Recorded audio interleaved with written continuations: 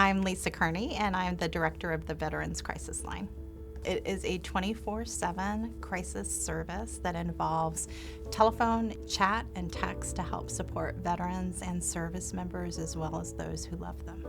It may be depression with someone, it may be substance use disorder in another, but sometimes it's life issues, going through a divorce, losing a child, dealing with cancer, dealing with chronic pain. It's all of these complexities here, so there's not one solution to the problem.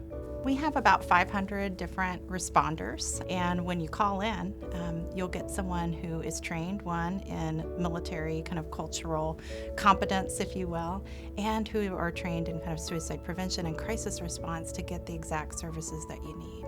We want to be there for veterans and service members anytime that they need assistance. Sometimes a clinic may not be open at a particular time. Sometimes people may not want to go into a clinic. They may want to have anonymous services. And this service is always available to them wherever they're at to provide that support and care and then connect them to the resources they may need afterwards. We are 5 times more likely to have less suicidal ideation within the telephone call just by calling the crisis line than they were at the beginning of the call. We are also finding they're more likely to get engaged in care, because that's really, we want to make sure that they get engaged in the resources, whether it's employment resources, homelessness resources, mental health resources, primary care resources.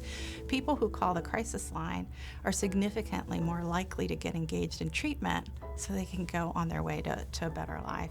And we're finding that veterans are satisfied with the services. They report really appreciating that connection with the responders and the follow-up. And so we continue to do research every day on how we can improve our services, but it's so wonderful to see the effectiveness already of what we're doing. My dad is a Vietnam veteran, and I was having a hard day at work, and I went over and had dinner with my folks. I was a new chief at the time. And I was like, Dad, I just, I'm struggling so much. How do I keep getting more services for veterans? It was a time when we were having just such a surge come back from Iraq and Afghanistan. And he hung his dog tags around right next to my VA badge. And he said, honey, I want you to remember why you're here. And anytime you're having a tough day at work, you remember why you are serving those that have served us, and you touch that dog tag. And that's kind of what has continued to drive me. And when I share with my new team members coming on board, I share with them a little bit about my dog tags, and I ask them, what's your dog tag? What drives you in this mission every day? Because I know what mine is. And it's this unifying mission to kind of give back to those who've given us so much.